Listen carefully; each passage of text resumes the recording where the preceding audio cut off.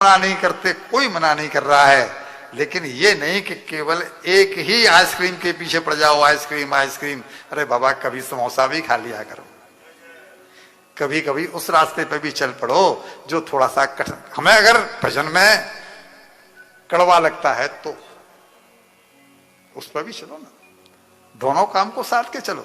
Balance बराबर नहीं रहेगा तो जीवन का मजा नहीं आएगा, बिगड़ जाएगा समझ।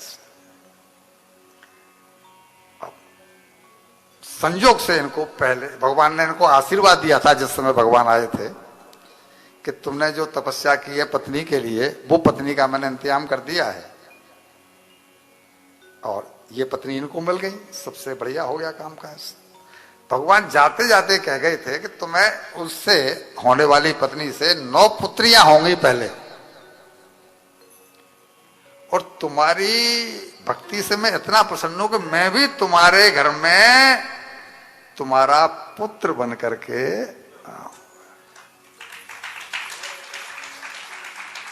भगवान को चाकर बना लो, मालिक बना लो, पुत्र बना लो, बाप बना लो, कुछ भी बना लो।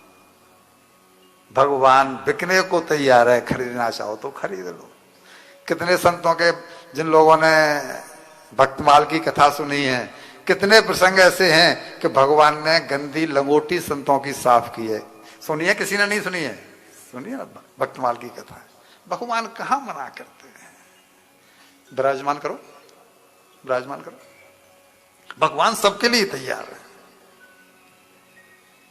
तो पहले 9 कन्याएं होंगी, और चूंकि मैं तुम्हारी भक्ति से प्रसन्न हूं, इसलिए मैं भी तुम्हारा पुत्र बन के आना चाहता। भगवान को भी वो गर्भ चाहिए, वो मां चाहिए जो उनको धारण करने की पात्रता रखती है। देखिए, ये जो स्वरूप सामने आया है, ये स्वरूप भगवान कपिल का है, और ये जो है उनकी माताजी हैं देवहूति जी, जिनकी हम चर्चा भी कर रहे हैं।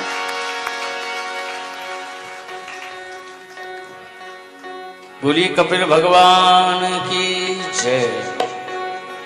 हमने इनको 15 मिनट पहले इसलिए बुला लिया है कि ये भी कथा सुन लें और आप भी इनके स्वरूप से परिचित हो जाएं। बस हम 15 मिनट दीजिए। हाँ,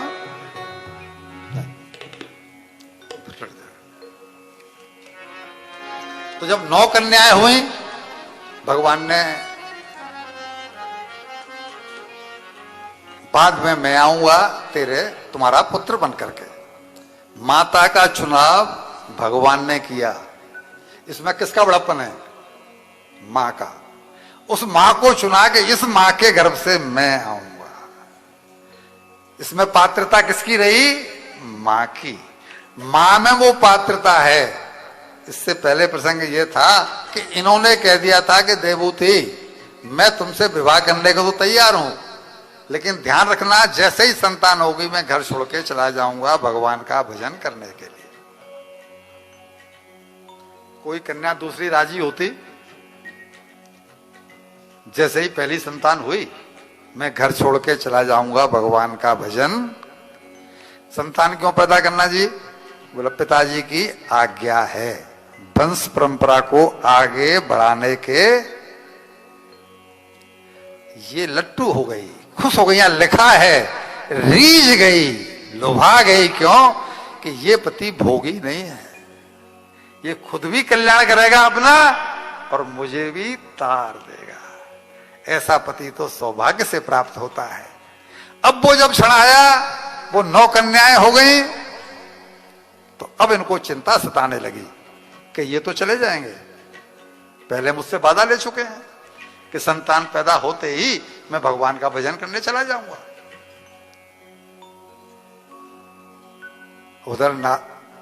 उधर ब्रह्मा जी एक्टिव हुए। उनके जो 9 मानस पुत्र हैं, वो उनको लेकर के आए। इन्होंने कह दिया कि देवी, मैं अभी नहीं जा रहा हूं, आप परेशान मत हो। इन्होंने कहा उनसे कि इन बच्चियों के लिए बर ढूंढने कौन जाएगा?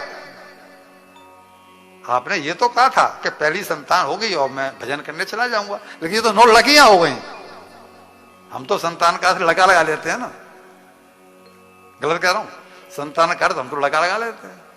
वो कोई लड़कियां और वो भी 9, तो इनके लिए बड़े ढूंढने कौन जाएगा प्रभु? और मेरा क्या होगा? मैं अभागिन, आप जैसा पति जो त्रिकालदर्शी है उसको पा करके मैंने तो कभी अपने कल्याण की आपसे कामना ही नहीं की। मैं तो ऐसे ही रह गई भोगों में फंसी हुई। ये दुर्भाग्य है।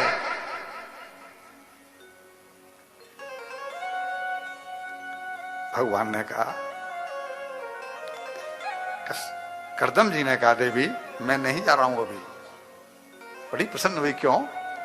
कि तुम्हारे गर्भ से भगवान अवतरित होने हैं, वो मुझे ऐसा आशीर्वाद दे करके गए, तो मुझे क्यों नहीं बताया? तुम्हारी पात्रता दिन पर दिन बढ़ती जाए, तुम्हारा लगाव जो है ना वो हो, उसका अभी समय नहीं आया था।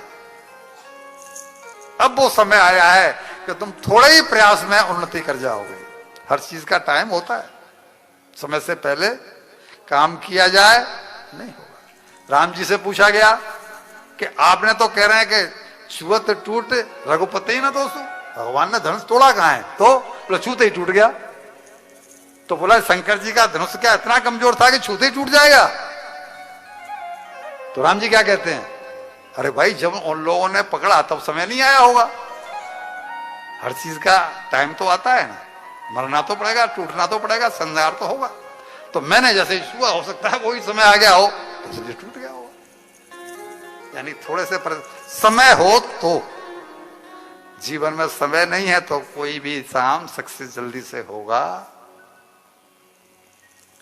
यही उन्होंने कहा, अब तुमको बता दिया है, अब तुम तब तक साधना करो जब तक कि भगवान नहीं आ रहे हैं। वो अपनी मर्जी से प्रकट होंगे, हमारे कहने से तो नहीं होने वाले, भगवान है।